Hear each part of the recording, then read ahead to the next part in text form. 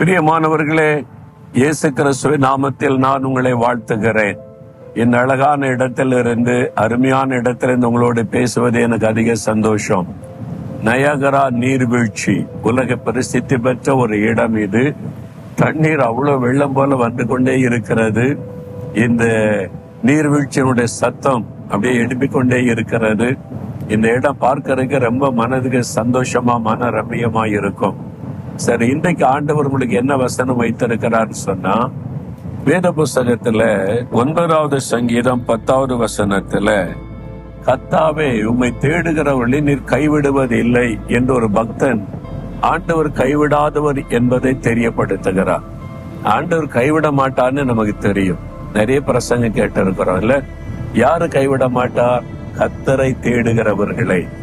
நீங்க அவரை தேடினாதான் உங்களை கைவிடாமல் நடத்துவார்.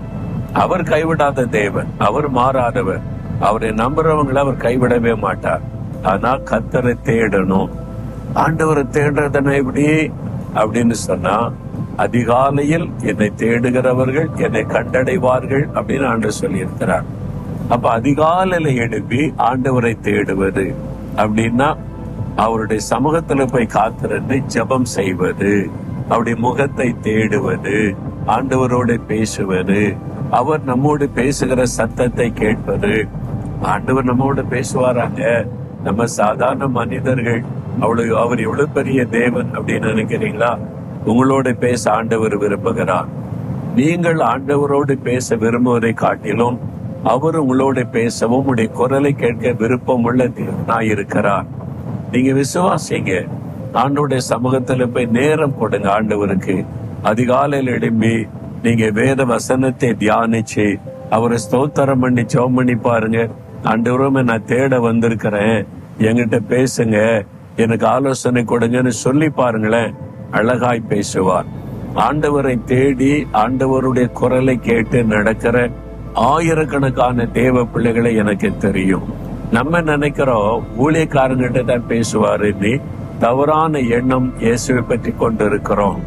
ஊழியக்காரங்கிட்ட மட்டுமல்ல, நீங்க வேலை செய்து கொண்டிருக்கலாம், உங்களோட பேசுவார். படித்து கொண்டிருக்கலாம், உங்களோட பேசுவார். பிசினஸ் செய்யலாம், உங்களோட பேசுவார். யார் தேடினாலும் தன்னை வெளிப்படுத்தி அவங்களோட பேசுவார்.